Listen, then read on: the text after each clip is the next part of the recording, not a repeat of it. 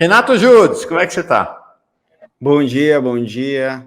Estamos aí bem, porém tensos, né, com essa data, mas por enquanto bem. Acordei com frio em Porto Alegre e eu sou um grande amante do frio, né? Eu detesto o calor, então já acordei em parte feliz, porém, né, com um pouco apreensivo, já olhando os grupos, tudo aí para ver o que espero que não vá acontecer, né? Mas atenção redobrada hoje. Vamos seguir nesse assunto, mas antes a Helenira fez o sinal mundial do quero falar nas transmissões de lives, né? Que levantou o dedinho assim. Fala, Helenira. Não, só para dizer que eu acho que era bom a gente falar da boa notícia que nós tivemos ontem, que é a recomposição dos orçamentos dos institutos e universidades em algum momento aí, para a gente falar disso também, para não falar só das más notícias, que infelizmente são muitas. É verdade, mas ó, o evento era para ter 3h30, Lula chegou só 4h30, porque antes disso precisou costurar a saída do G Dias do governo, realmente dia muito tenso, nós vamos falar disso também. Primeira questão dia 6 de janeiro, eu entrevistei o Renato Judes aqui, Helenira e gente, e o Renato Judes falou assim, tá tendo um processo intenso de mobilização nas redes bolsonaristas de extrema-direita, de mobilização chamando todo mundo para ir para Brasília dia 8 de janeiro. Eu falei, que é isso, cara? Não tem nada disso não, os caras acabaram de perder a eleição, estão desarticulados, estão chorando em casa, estão e tal. Aprendi que eu nunca mais vou contestar as informações de Renato Judes, não deu outra. Dia 8 de janeiro não deu outra. Então, a primeira questão, Renato, que eu queria te ouvir é o que está acontecendo nas redes neonazistas e bolsonaristas no país nesses dias. Eu vi alguém aqui no chat que mais cedo comentou que estava num grupo bolsonarista e que a recomendação nesse grupo bolsonarista é que os alunos vão armados para as escolas. Olha só a insanidade. Como é que está o cenário aí nesses grupos, Judes? Eles estão com interesses diferentes, né? Esses grupos bolsonaristas, eles estão muito, assim, parte da semana eles ficaram muito em cima da história da CPMI, porque eles querem colocar o governo como sabendo, né, em alguma medida, dos ataques do dia 8, que é, obviamente, uma falsidade. Há também uma recomendação, há uma produção de pânico moral, e ontem saiu uma notícia do Núcleo, com dados das amigas Tatiana, Letícia Oliveira e Paola Costa, que levantou que as ondas de ameaças às escolas, elas estavam anormais, e eu inclusive participei como observador com as gurias nesse monitoramento, não fiz um monitoramento ativo, eu observei, né? O tipo de mensagem, o modo que ele se propagou, ele estava normal, e ficou comprovado nessa reportagem do Nexo, desculpe, que a Fundação Getúlio Vargas, ela fez uma parceria para fazer uma investigação sobre as redes, e, obviamente, o que se imaginava por esse monitoramento das gurias se provou verdadeiro. Foi orquestrado uma série dessas ameaças para promover pânico. Há umas 2 semanas eu falei nas minhas redes que havia um interesse, não reduzindo só a eles, evidentemente a gente querendo fazer, né, ataques e entrando nessa onda por contágio ou por já ter se radicalizado antes, mas há um interesse de 2 setores muito importantes que estavam, em alguma medida, perdendo o debate público antes dessas ameaças, que são os bolsonaristas com seu armamentismo, né, sua vontade de estadunizar mais o Brasil e a educação, e o homeschooling, né, o ensino em casa também, que tinha perdido totalmente a pauta por causa da pandemia, que ficou provado por A mais B que era impossível, né, sustentar essa posição. Pode falar, Mauro. Não, mas eu não entendi. O monitoramento da Letícia, por sinal, nossa amicíssima aí também, é outra caçadora de neonazista e de extrema-direita, o que rolou essa semana, ou os últimos dias nas redes bolsonaristas e neonazistas, é um crescimento das ameaças, é isso? De ataques à escola? Como eu não entendi exatamente.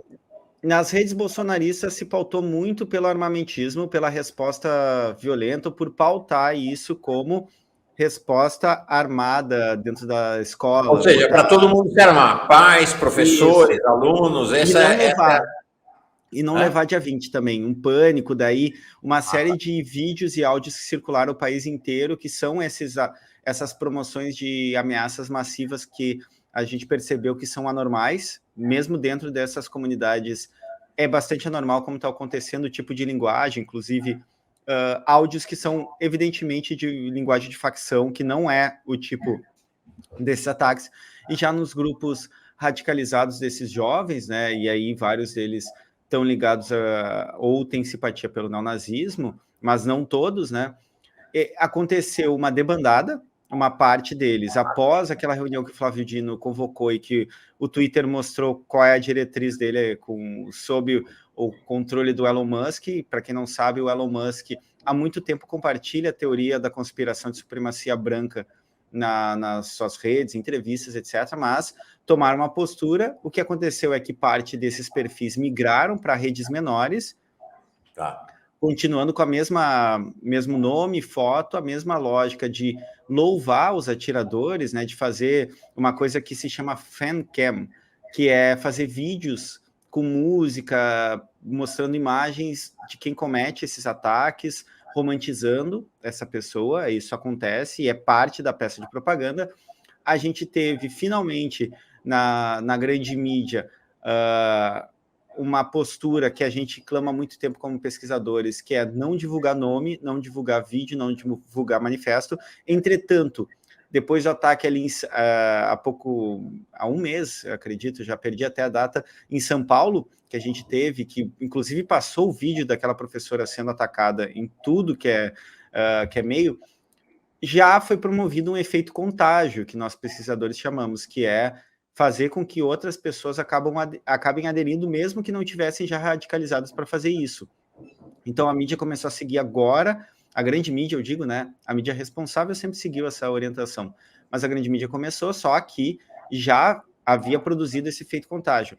Em São Paulo foi dia 27 de março o ataque em São Paulo, mas a virada das mídias, eu quero dizer, não é apenas a mídia conservadora, não. Nas mídias progressistas também houve uma mudança de postura, porque elas também mostravam, a partir de Blumenau, né? Me parece que Blumenau, né, Júlio e Helenira, que marca uma virada na postura das mídias, né? Que no ataque de São Paulo ficou até um clima que assim, não vão mostrar lá professores de educação física fazendo mata-leão, pegando, desarmando o jovem e tudo mais, né? Mas aí já mudou radicalmente depois de Blumenau, né?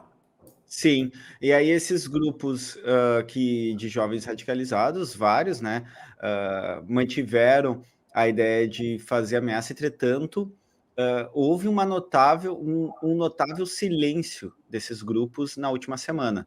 Houve um pico de ameaça logo após o ataque de Blumenau, né? Os 2, 3 primeiros dias foi no país inteiro, e aí começou a diminuir, e agora, nos últimos dias, há ameaças, mas elas estão muito mais esparsas, estão muito mais próximas do que a lógica desse pessoal de fazer. Não é uma coisa massiva, nunca foi algo massivo e generalizado. Então, houve uma produção, e tá noticiado já, que houve uma produção, e a gente não sabe os atores por trás disso, de uma produção de pânico generalizado. Assim, eu aponto duas pautas importantes, mas não se resume possivelmente só a eles. Helenira, duas questões. Uma, enfim, claro, comentar as informações super relevantes que o Renato Judes traz para nós, mas aí uma pergunta. Bom, o grande destaque da reunião de terça-feira, que Lula comandou com ministros, governadores, prefeitos, entidades de professores, foi o Alexandre de Moraes. Ele deu uma aula ali sobre como combater o terrorismo no ambiente virtual. E ele falou uma coisa interessante, nós precisamos botar no ambiente virtual a mesma regra que tem no ambiente da vida real. É isso. Não pode na vida real, não pode no ambiente virtual. E aí ele comentou Então ele trouxe tem que tratar de maneira similar, né? Minha pergunta para você é: estes jovens que atuam nesses grupos mais ou menos clandestinos nas redes sociais de afiliação neonazista, eles se expressam nas escolas? Eles se vestem de maneira diferente? Eles abertamente esposam as teses neonazistas nas escolas? Como é que você... que notícias você tem sobre isso já nessa qualidade de você uma auscultadora do que rola nas escolas federais do Brasil inteiro?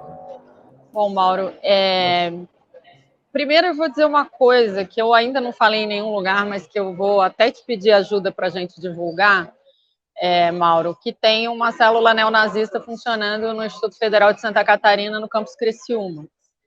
E aí, na tua pergunta, né, sim, a gente tem vários casos, por exemplo, nesse caso do campus Criciúma, a gente tem vários casos em que esses estudantes, ao fazer trabalhos de escola, principalmente de disciplinas como Sociologia e História, se manifestam claramente, desenhando suásticas, fazendo ataques a grupos específicos, então ataques gordofóbicos, homofóbicos, ataques à esquerda, anticomunismo do tipo fascista. Bom, todo anticomunismo é do tipo fascista, mas o anti-esquerdismo brasileiro, o antipetismo, também do tipo fascista.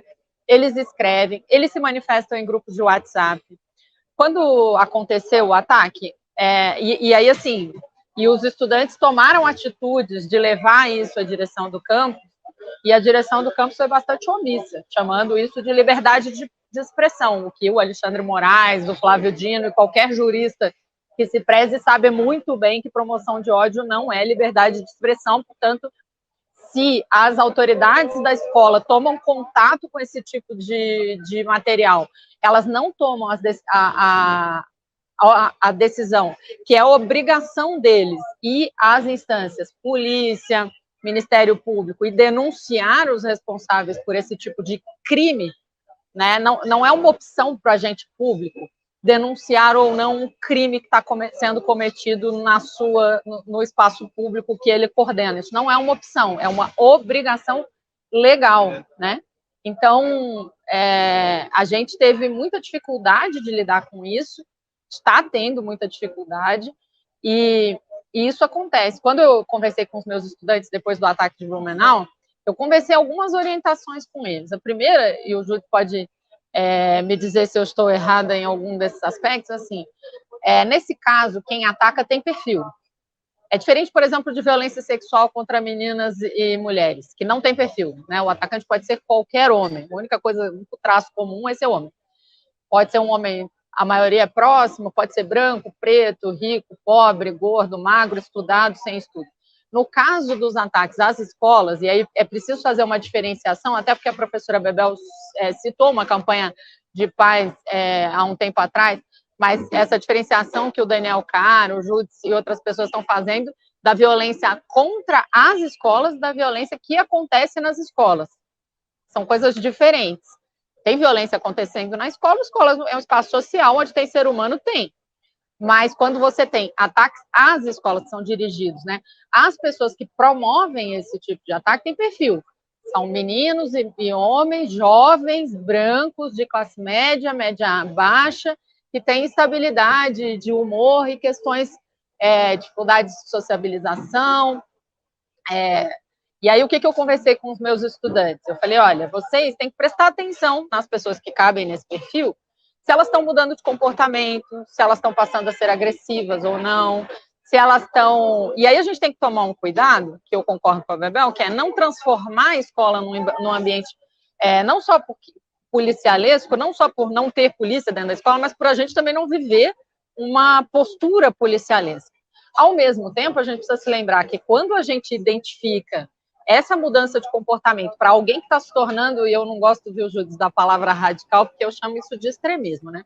Radical é procurar a raiz dos problemas, a gente defende, eu acho que é importante ser radical, mas eles são extremistas, que quando a gente procura identificar isso, quando você tem mudanças de comportamento no início, a gente pode estar, inclusive, protegendo ele de si próprio, porque a maioria deles termina morto quando faz um ataque desses, e quando não termina morto, termina preso, ou seja, estraga a própria vida para sempre. Então, denunciar isso pode ser uma forma de defender ele da própria doença, né?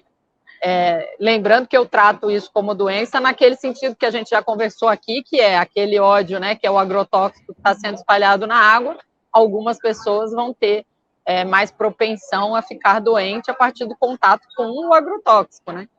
Mas, então, assim, é preciso olhar, prestar atenção no comportamento dos colegas. E aí, quando eu falei com eles, eles me falaram, por exemplo, de uma menina que já não estuda mais no campus onde eu trabalho, mas que fazia propaganda nazista claramente. Só que ela parou quando? Quando abriram um boletim de ocorrência contra ela, por homofobia. Então, é preciso tomar. E aí, naquele contexto também, de eu tomando contato com as denúncias nos campos do IFSC que estão acontecendo, eu liguei e conversei bastante com o Procurador-Geral da República, que é meu amigo, e ele falando da importância, né? A própria polícia de Santa Catarina abriu um canal específico para receber denúncias desse tipo e para monitorar células neonazistas, e a gente precisa denunciar. Por quê? Quando chega ao ponto de expressar num cartaz de trabalho de escola, ou no caso de um desses meninos que outro dia estava com uma faca e tirou ela em tom ameaçador dentro do campus em relação a estudantes, e ele dizia, depois vocês não sabem porque que eu sou extremista, mas vocês são esses viados, essas lésbicas, e vocês têm que morrer com uma faca na mão falando isso para colegas. Então, a gente... No campus Criciúma do Instituto Federal de Santa Catarina. Então, isso aconteceu e tem acontecido, e a gente não pode tratar isso com normalidade. E outra coisa que eu tenho dito muito para as pessoas é o seguinte: na situação em que estamos, sem gerar pânico, a gente tem que tratar cada ameaça como verdadeira. A gente não pode achar que nenhuma delas é uma brincadeira ou é uma coisa de juventude. É como ideação suicida. Ao contrário do que as pessoas pensam, normalmente quem se suicida, ela avisa várias vezes antes, muitas vezes que tem intenção de. E existia uma cultura que dizia, quem quer mesmo se matar não vai avisar. Não, não é verdade. Quem quer se matar, avise. E quem faz ameaças, avisa muitas vezes de várias formas. Então, a gente tem que tratar cada ameaça que surgir, pode ser um recado escrito numa parede de banheiro, um cartaz escrito, uma fala, um meme, uma figurinha de WhatsApp. Tudo isso tem que ser tratado com toda a seriedade. Por quê? Porque você tem que desautorizar socialmente a postura dessas pessoas, né? Então, e só tem um jeito de fazer isso, né? E aí, a gente tem tido muita dificuldade de lidar com isso, porque claro que eu não quero, e a Bebel falou, e é verdade, você mesmo falou disso. É lógico que é terrível eu pensar como professora que a partir desse momento eu vou para a sala de aula pensando se tem alguém naquela sala que está nesse nível de extremismo, se está nesse nível de fundamentalismo e nesse nível de associação a grupos que podem chegar nesse ponto. Mas, infelizmente, a gente vai ter que fazer, né? Porque até que a gente tenha uma outra cultura social, a gente tem que identificar essas pessoas, até, como eu disse, para protegê-los de si próprios, porque quando eles são contaminados por essa doença e chegam ao ponto de cometer esse tipo de ato, eles, em geral, estão falando da própria morte também, não só da morte das outras pessoas. Sim. Uma questão... Deixa eu ver se eu estou aqui na... Estou ligado. Uma questão, Renato, que a Helenira traz, que o Alexandre de Moraes tinha trazido, é esta conexão, né? Teve um tempo na internet em que a gente falava de dois mundos, né? O mundo do virtual e o mundo do real, falava-se antes, né? O do presencial. Acabou, né? Não tem isso, né? É o mesmo mundo, né? E a forma de organização social é mais ou menos parecida também no ambiente presencial e no ambiente virtual, ou não, Júlio? Sim, sim. Eu só queria falar sobre só duas coisas que a Helenira falou que eu acho que vale a pena pontuar. Primeiro que a gente chama de radicalização à direita e não só radicalização pelo ponto que a Helenira falou. Se radicalizar é ir à raiz. Entretanto, esses jovens são radicalizados à extrema direita. Os dois conectores, e aí a professora Helenira coloca muito bem, são conectores que ter um tipo, jovem branco. Jovem branco que normalmente, porque como é que é essa captura? Pode acontecer ou pelo masculinismo, por essa teoria que coloca os homens como superiores determinados geneticamente, tendo os inferiores, os betas, essas coisas de red pill que a gente está vendo cada vez mais, é a porta de entrada para esse mundo do masculinismo. Então a misoginia é central para entender, aliada ou vindo por esse outro lugar, que é o supremacismo branco. E aí a gente tem um problema muito importante, que eu já tratei em vídeo meu, que para quem não sabe eu faço conteúdos para a internet para tentar explicar, né, acessar, as pessoas poderem ter acesso às ideias que estão por trás, que é o niilismo. Esses jovens, eles normalmente que cometem ataque, eles têm 2 pontos. O niilismo, que é a falta de horizonte de sentido existencial. Então, eles estão isolados, eles acham que, bom, se eu sou um homem beta, entre aspas, sou que não vou ter sucesso sexualmente, que eu não consigo socializar, eu vou, daí entra a segunda ideia, que é uma teoria filosófica, que era bem obscura e passou a ser o centro de vários grupos neonazistas e masculinistas que cometem ataques, que é o aceleracionismo. Essa sociedade não tem mais jeito, eu vou acelerar o colapso dela. Então esse sujeito não está se importando se ele vai ser preso. Eles, inclusive, vangloriam e querem ser, como eles chamam na linguagem deles, suicidados pela polícia. Ou seja, serem mortos em ação, porque aí eles chegam numa lógica, e essa lógica está profundamente arraigada há milênios no Ocidente, que é ser mártir. Mártir, dentro da noção religiosa, é tu te elevar espiritualmente por um ato último de doação da sua própria vida por uma causa. Então, todo esse horizonte é muito difícil de trabalhar, porque se esse jovem já perdeu o horizonte de sentido existencial, o último seria, o ato violento seria o único ato de sentido. Por mais brutal que seja para nós, a lógica que está por ali é isso. Então, esses jovens que são radicalizados, eles estão, primeiro, a gente tem essa mescla, essa justaposição entre mundo virtual e mundo real, entre aspas, que para as nossas gerações fazia sentido, para as gerações contemporâneas não faz mais sentido. Para quem nasceu nos anos 2000 para frente, as coisas estão mescladas. E para nós também passa a ser, porque a gente vê cada vez mais como isso se materializa. Debates que eram periféricos e de internet ou comunidades se tornam atos violentos concretos e reais. Então isso é bastante... muda o nosso horizonte de interpelar o problema. A gente teve, por exemplo, na Estônia, jovem em 2020, sendo preso, jovem com 13 anos, por ter feito uma célula neonazista aceleracionista, que é essa ideia de vamos colapsar a sociedade com atos violentos. Ele estava planejando um ataque num grupo de mais ou menos 30 sujeitos, o nome era Feuerkrieg Division, que era uma divisão aceleracionista supremacista branca de 30 membros que estava articulando um ataque a uma sinagoga em Los Angeles. E ele foi preso, um menino de 13 anos, cujo o nome dele na comunidade era comandante. O que isso significa?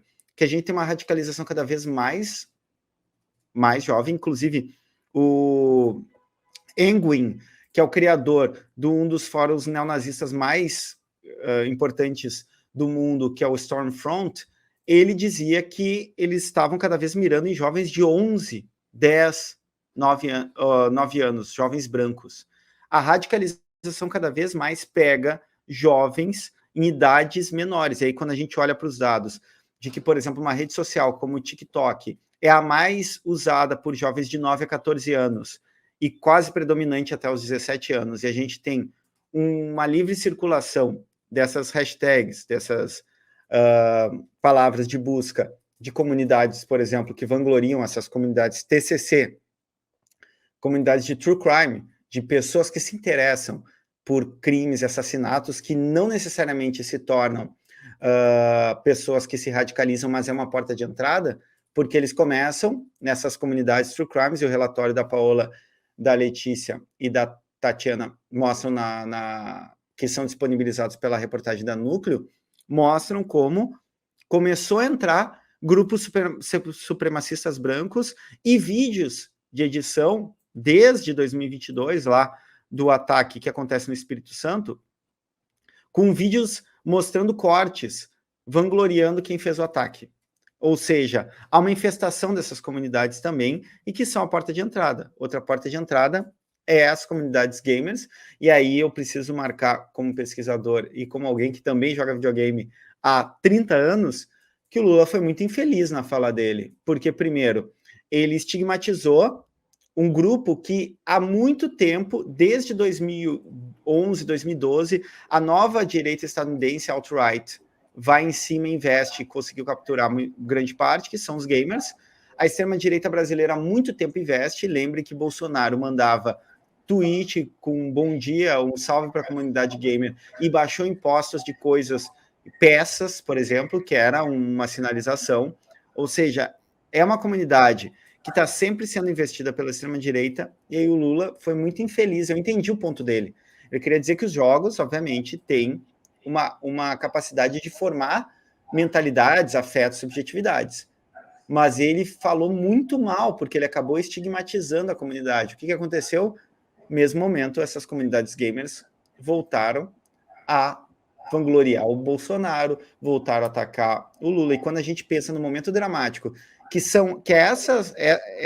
esse público que vai ser investido pelos supremacistas brancos, pelos masculinistas para cometer ataque, a gente tem uma dificuldade a mais criada pelo governo, embora reconheça que há, sim, um interesse genuíno desse governo de trabalhar a questão, não só com o relatório que o professor Daniel Cara capitaneou, inclusive com várias dessas minhas amigas pesquisadoras que eu estou aqui citando, a Letícia, a Paola, a Tatiana. Há um interesse genuíno. Flávio Dino também falou sobre fazer, né, ações governamentais, estudos, etc., mas isso não pegou bem. E isso, inclusive, criou um dificultador a mais nesse debate. Mauro, por favor. O que não pegou bem? Não entendi. A fala do Lula sobre... sobre essa questão. Foi muito ruim, aquela fala, muito ruim. Foi bem infeliz. Que mostrou o desconhecimento dele, né? Foi muito ruim, porque mostrou que não conhece, né? Inclusive, eu entendo a boa intenção dele de dizer, olha, os jogos são violentos, eles formam... A gente entende isso. Só que criou a fala ficou tão solta que parece que ele está falando que quem joga isso se torna alguém que ataca, o que não é verdade. Claro, a gente tem que ter um cuidado e tem um debate muito amplo há muito tempo, inclusive, de acadêmicos, de pesquisadoras sobre isso. E amigos meus que são pais de crianças pequenas disseram, olha, tem todo um universo de games para crianças e até adolescentes que não tem nada a ver com essa coisa da violência. São jogos lúdicos e meus filhos jogam e a gente controla, entendeu? A gente controla, não tem essa de... Né? Bom, eu queria falar sobre uma questão política, mas se eu entendi bem o que você está dizendo, é que grupos supremacistas brancos no Brasil vangloriam há muito tempo nas redes os atacantes das escolas, é isso? Eles não só vangloriam, eles capturam, e não só os supremacistas brancos vangloriam. Só que por que eles investem nesses ataques às escolas? E eu não estou falando aqui só do Brasil, Estados Unidos acontece há muito tempo isso. Eles radicalizam esses jovens brancos sob essa ideia de a sociedade está colapsando, nós, homens brancos, estamos sendo atacados, então seja um mártir, vá lá e cometa esses atentados, acelere o colapso. Perfeito. Essa é a ideia. Vários grupos ultra-radicais, os mais perigosos, inclusive, ao redor do mundo, são aceleracionistas. Eles promovem ataques. Quando a gente olha lá eu não vou falar o nome dele, embora eu saiba, o jovem que atacou na Noruega e matou 77 pessoas, se vocês lembram, de uma ilha, de uma convenção do partido social-democrata norueguês, matou 77 jovens. O próprio atacante lá, o extremista, o terrorista, que atacou uma mesquita na Nova Zelândia, que matou 55 pessoas, se não me engano. Todos esses estão dentro, e os manifestos estão dentro dessa noção de acelerar o colapso da sociedade, acelerar a guerra racial. Vou dizer assim, todos os jovens que entram e cometem ataques às escolas são aceleracionistas, não necessariamente eles estudaram isso, mas eles são capturados em alguma medida por ideias que são misóginas e são quase sempre supremacistas brancos. Por isso que eles miram principalmente mulheres e em vários ataques miram minorias. Pergunta para vocês dois e depois quero encerrar com uma questão política mais geral. Eu não me recordo de ter visto algum ataque perpetrado por mulher. Existe mulher fazendo ataque? Fala, Helenira. Então, o ataque de Nashville, que aconteceu na mesma semana do ataque em São Paulo, foi perpetrado por uma mulher de 28 anos. Sim, é verdade. Foi um grande escândalo, inclusive, né? Porque mas é residual, assim, se você pegar, talvez o Júdice tenha estatísticas mais precisas, mas até onde eu sei é residual, é 1 em 1000, assim, é muito pequeno o número de mulheres que se envolvem nisso. E aí, Mauro, eu queria falar sobre isso que o Júdice falou. É um erro absolutamente crasso e inaceitável que o governo está cometendo no equacionamento desse problema é não envolver o Ministério da Mulher e o Ministério da Promoção de Igualdade Racial no debate sobre o ataque às escolas. Eu postei, né, eu tuitei ontem, olhando aquela mesa de homens brancos velhos, de novo, olha só, né? A mesa que discutiu a questão da escola era uma mesa que, tirando a Anísia e a Rosa Weber, só tinha homem branco velho. E aí eu vou dizer, de novo, alguns deles são meus amigos, a questão não é essa. Essas pessoas não entendem como isso funciona. Porque o principal mecanismo de recrutamento são o racismo e a misoginia, como disse o Júdice. E se você não enfrentar o racismo e a misoginia, você não vai enfrentar o recrutamento dessas pessoas. E quem entende disso é quem estava enfrentando o racismo e a misoginia historicamente, há décadas. Então, é um erro inaceitável, sinceramente, você reunir... Assim, quando eu vi, no dia que aconteceu o Blumenau, tava o Dino, o Camilo, o Márcio Macedo. Cadê as pessoas que realmente entendem desse assunto? Entendeu? Porque esses homens não entendem. Quer ver outra coisa que o Júdice estava falando, né? Quem entende de juventude, de games, para poder saber como essa coisa funciona, a fala eu concordo plenamente com o Júdice, a fala do Lula foi errada. Ela é uma fala de senso comum. A gente tem conhecimento científico sobre o papel dos games no desenvolvimento. E aí você me desculpa o seu amigo, Mauro, mas, por exemplo, uma das coisas que a gente sabe é que até os 5, 6 anos de idade, as crianças não deveriam ter contato com eletrônicos. Por mais bonitinho que ele seja, Peppa Pig, não importa, porque tem um problema de desenvolvimento cognitivo nisso. Verdade. Né? Tanto outro processo. Que o que eu vejo estudos é que pais de crianças, pais que trabalham no universo internet e de redes sociais, interessante isso, né? Não. Esses pais não autorizam seus filhos pequenos a frequentar as redes sociais. Não expõem os seus filhos a eletrônicos. Não expõem os seus filhos a eletrônicos. Isso cria problema no desenvolvimento da visão, do senso espacial, da audição. Você cria uma visão, por exemplo, vou pegar a visão para as pessoas entenderem. Até os 2 anos, a criança tem visão plana. Com o contato com o mundo, engatinhando, andando, se batendo, tropeçando, que ela vai desenvolver a visão 3D, que é fundamental para ela ter depois desenvolvimento de coordenação espacial. O que acontece se ela tem contato o tempo inteiro com uma visão plana de novo? Uhum. Isso tolhe o movimento, porque ela não tem necessidade de se mexer, de tocar, de desenvolver coordenação motora, e está olhando para uma luz brilhante. Logo, eu já vi, gente, suporte de tablet para carrinho de bebê. Isso é criminoso, não faça isso com seu filho. Não bote, não importa se é a Peppa Pig, se é o GTA, ou se é o filme mais violento. A questão, nesse caso, o tipo de radiação que sai desse negócio faz mal para o desenvolvimento, você está olhando só uma coisa plana, a criança fica hipnotizada, ela não está enxergando, ela não distingue muito o que ela vê, mas ela está hipnotizada pela luz e pelo barulho, então ela não vai desenvolver coordenação motora espacial. E aí me desculpe, porque a resposta clássica para isso mas é porque você não tem filho, e aí você não sabe como é difícil, porque a gente precisa. Não precisa. Até 20 anos atrás isso não existia, todos nós chegamos até aqui. E eu tive 2 filhos, e os meus filhos só foram ter acesso a eletrônicos com 11 anos.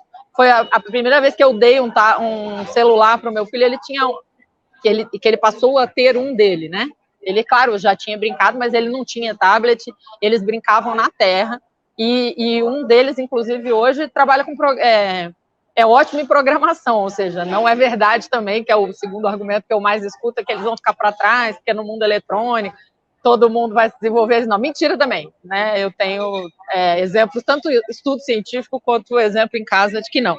Mas voltando para o governo, e essa história de games também, game não é uma coisa de criança, game é uma coisa de adulto. O maior público de games do Brasil tem entre 20 e 40 anos, enfim, tudo que o Lula falou ali, ele está errado em geral, e cria mais problema, né? Cria mais problema.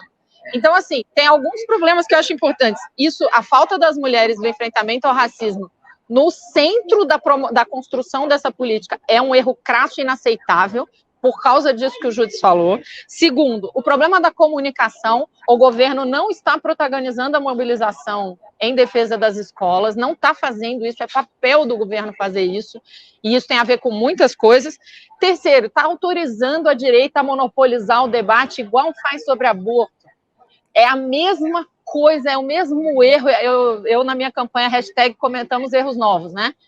É o mesmo erro, deixa só a direita falando nisso, eles falam sozinhos, falam só as alternativas deles, que são anti-alternativas, porque eu acho muito engraçado, por exemplo, quando falam, vamos levar os meninos armados para se proteger, vamos treinar os meninos em karatê e kung fu para se defender. Alguém se deu conta que você vai treinar junto o possível atacante, porque ele também está ali? Se você não identificou quem é, você está treinando todo mundo. Você está treinando todo mundo, você está dando mais instrumento para o cara pensar o ataque e organizar o ataque. Então, a gente não pode permitir. Aí eu vou só terminar, porque eu estou falando demais.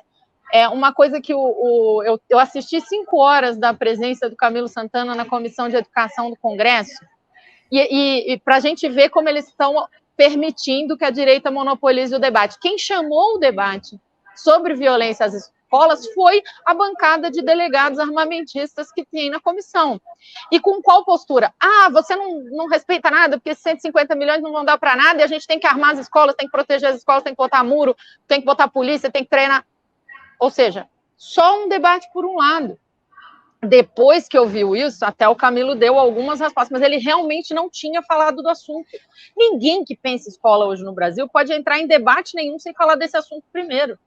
Isso é o centro do debate educacional hoje, a violência contra as escolas e como ela se manifesta institucionalmente no corte de orçamento, no desrespeito, porque eu sempre digo que a reforma do ensino médio, qual é a mensagem principal dela? Os banqueiros dizendo, vocês que trabalham em escola são os incompetentes, não sabem o que estão fazendo, nós vamos ensinar vocês a fazer o certo.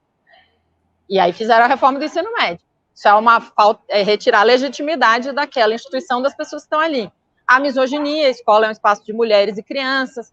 Então, assim, é muito erro, não dá para a gente não centrar na comunicação.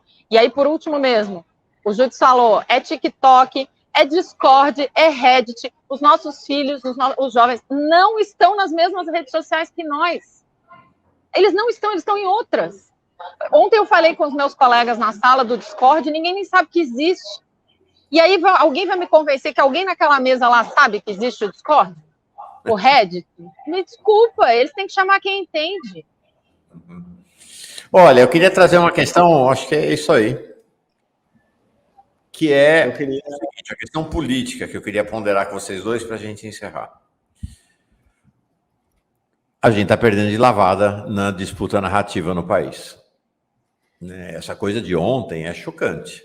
Os caras vieram, tentaram o golpe de Estado e começam a dominar a narrativa sobre o 8 de janeiro. É chocante.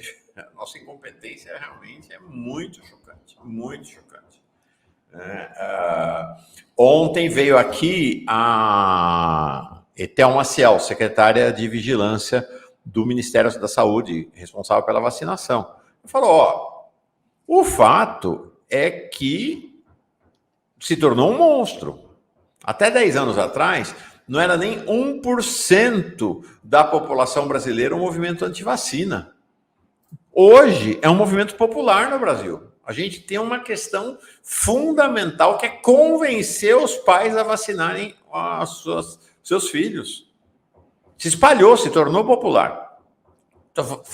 Essas preliminares todas são pelo seguinte: eu estou muito preocupado com o dia de hoje, Por quê? Não é só o ódio a seco, é o ódio instrumentalizado para a luta política.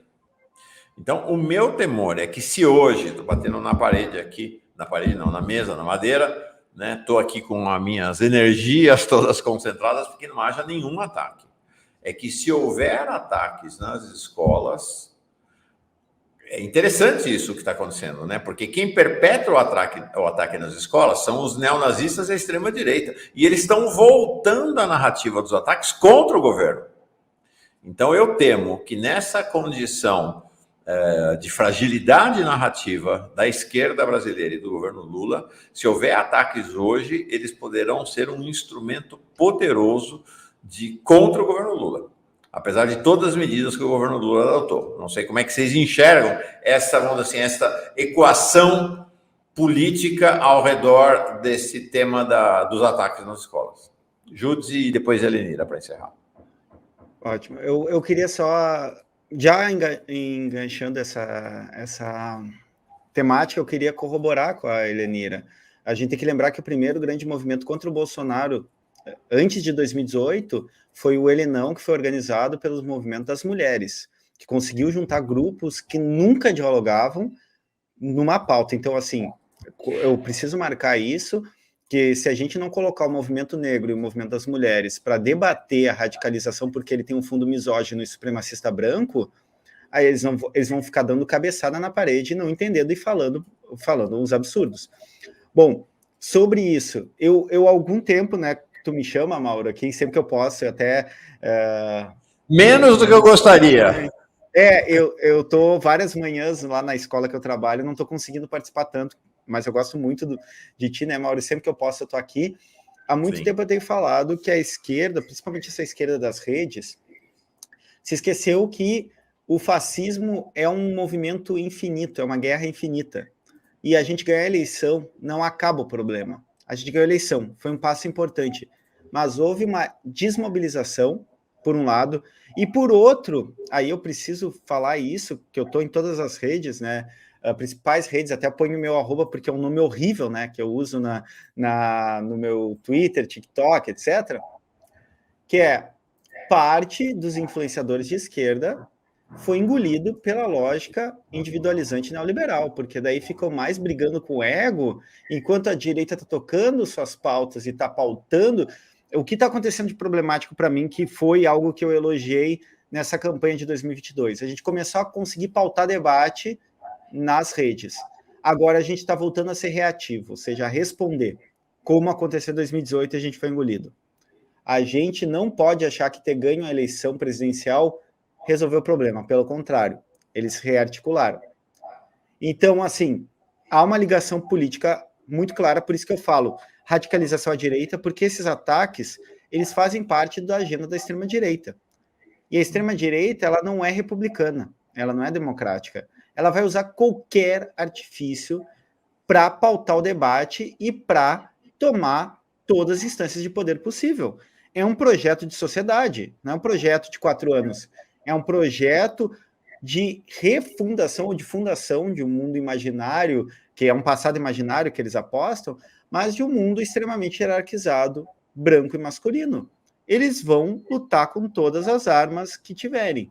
Então, a gente tem um dever, ainda mais, pelo começo da tua fala, Mauro, sobre essa mescla entre o virtual e o real, de pautar e disputar o debate cultural, o debate das redes, para ter desdobramentos, né, no concreto, nessa política do dia a dia. A gente tem que voltar a falar com os pais, a gente tem que voltar a falar com os trabalhadores e sem fetichizar o trabalhador. Trabalhadores é o cara que te atende no supermercado, é o gari, é o porteiro do prédio, é o entregador de sites aí que inclusive monopolizam, que o nosso ministro fica fazendo propaganda de graça que compra livro lá. Não comprem dessas grandes conglomerados, aliás, comprem de livrarias, né, que tem muita dificuldade de se manter contra esses conglomerados predatórios estadunidenses ou multinacionais. A gente tem que voltar a fazer política, a gente tem que voltar a fazer política no dia a dia, e nas redes a gente está virando reativo, a gente está respondendo e não está pautando. Então, assim, vamos, né, retomar essa mobilização, porque ela é fundamental. E eu acho que eu deixo isso como um recado, assim, né? Não podemos nos desmobilizar, porque eles estão tomando conta do debate político público, novamente. Helenira. Só responder rapidinho aí o Daniel, acho que é Tavares, que disse que a reforma do ensino médio nasceu no governo da Dilma, na discussão da BNCC. Não, Daniel. Existia um processo que respeitava as escolas, que estava discutindo com as escolas e com os pesquisadores, e esse processo foi brutalmente interrompido pelo golpe, e a medida provisória foi apresentada em outros parâmetros completamente diferentes do lugar onde estava indo a reforma do ensino médio e a construção da base curricular, e eles usam os mesmos nomes, e quem está precisando estudar é você, desculpa, porque são coisas completamente diferentes, que eles usam os mesmos nomes para pessoas como você se confundirem e atribuírem esse início do jeito errado aí, é diferente. Sobre isso que você falou, Mauro, eu concordo muito com o Júdice e com você, que nós, a gente não entendeu ainda que a realidade tem pouca relação com a forma como esse povo recruta e mobiliza. Então, assim, as pessoas achavam assim, não, mas é óbvio, né? O Bolsonaro, com os 2 anos de golpe do Temer, as pessoas passaram a ganhar menos, então é claro que elas vão voltar a votar na esquerda. É claro que o Bolsonaro criou todo o desemprego, matou essa quantidade de gente, é uma coisa tão brutal, é lógico que as pessoas não vão votar no Bolsonaro. E não é assim que funciona, né, gente?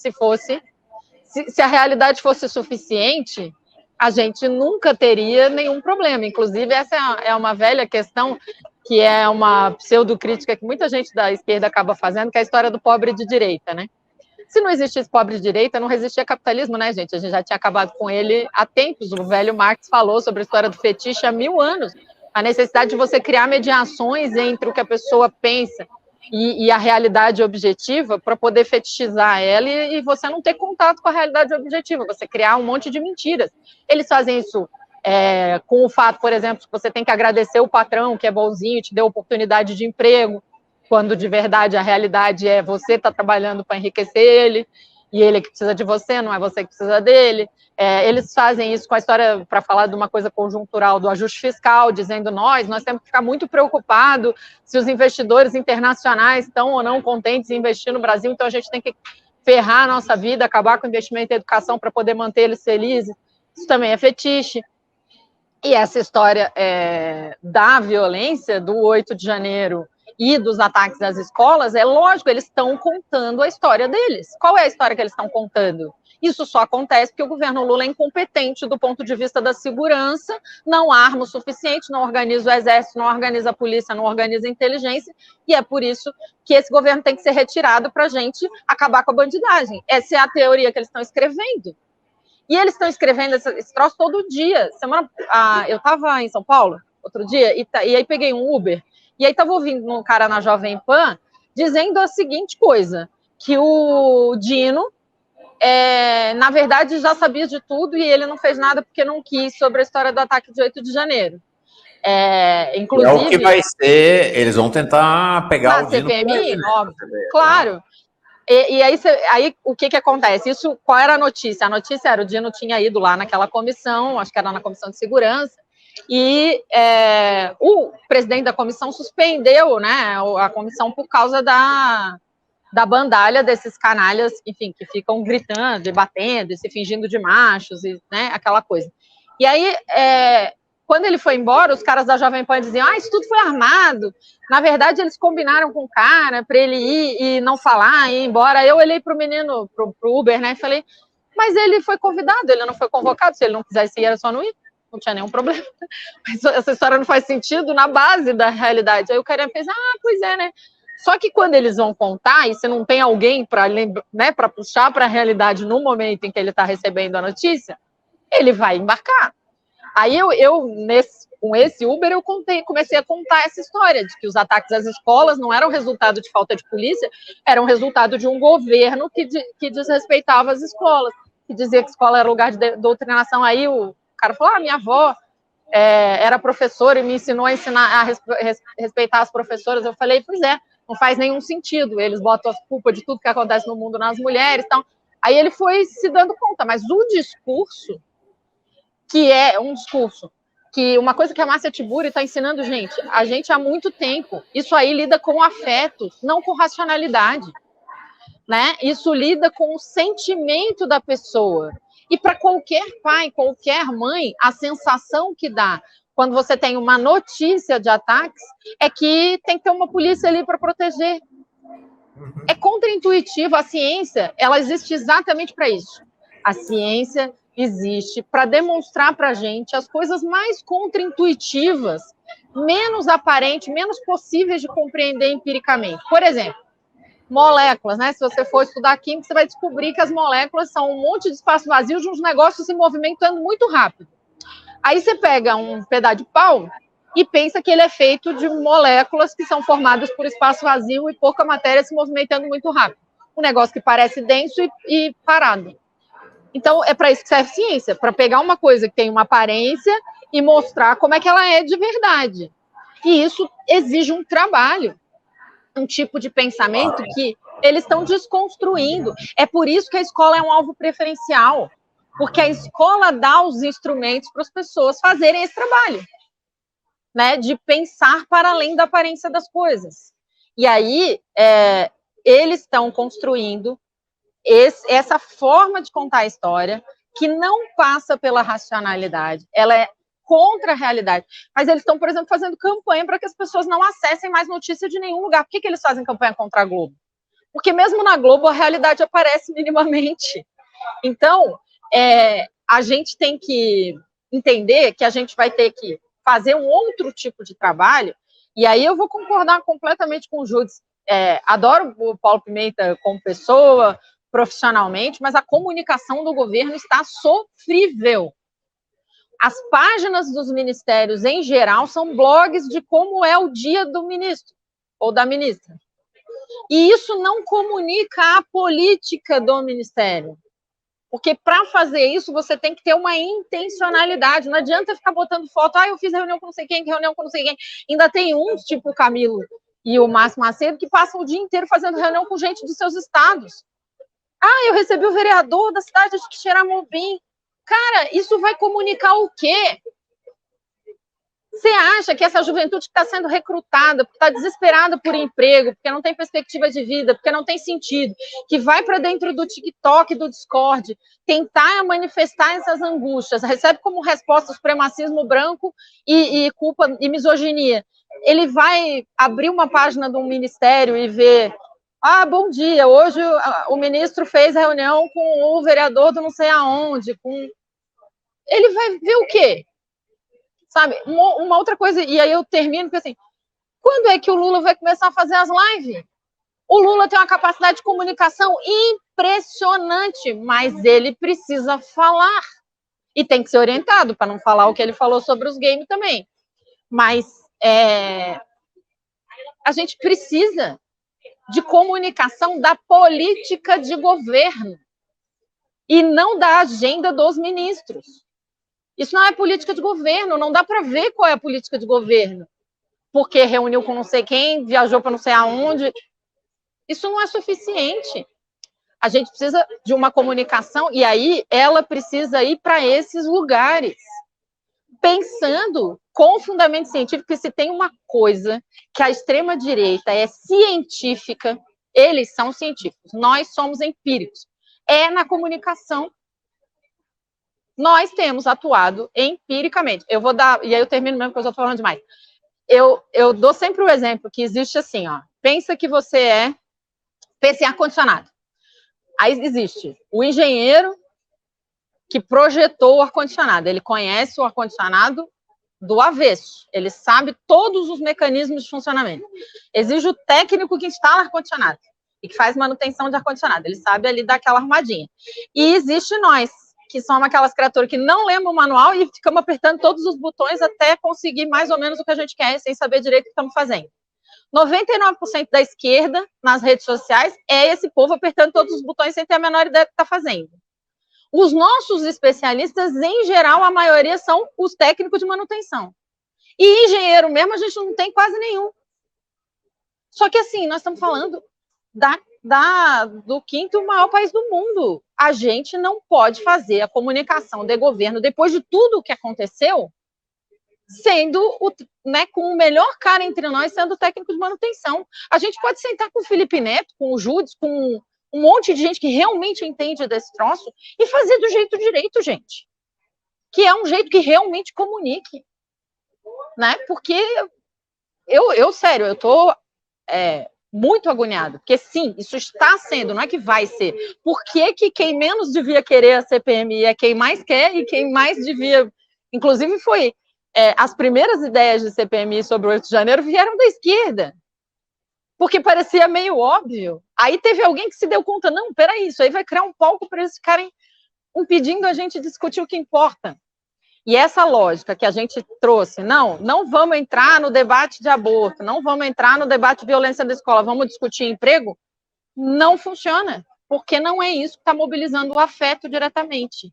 E essas pessoas se mobilizam e entram nesses lugares por questões afetivas. É isso aí. Caceta, a gente podia ficar até meio-dia aqui conversando, tá muito legal essa conversa, muita gente me escrevendo aqui no WhatsApp, não para, mas eu vou precisar ir para o Canadá e vocês precisam cuidar das agendas de vocês também. Então, eu vou te entregar ajudas para você encerrar, mas realmente ele era fantástico, maravilhoso.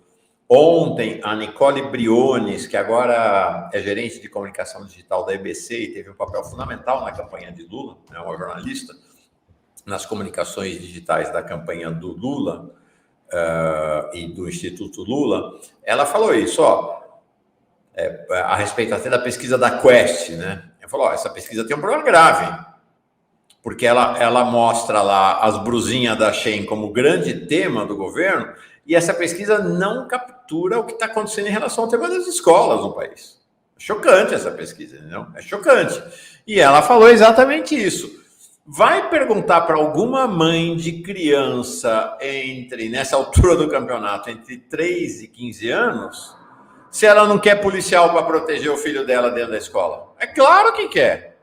Então, a captura pelo discurso da extrema-direita está aí, está dada. Está dada, é o que você falou. Ciência é ir contra a intuição. Agora, para fazer a discussão contra-intuitiva, não é simples e não vai fazer em 10 minutos. Né? Nem com o discurso só do presidente Lula espalhado nas redes. Júdice, caceta, viu? Vamos ficar até meio-dia. Estou adorando essa conversa. Queria te entregar para encerrar e, como eu falei, vou viajar para o Canadá na sequência aqui, então precisamos encerrar. Certo.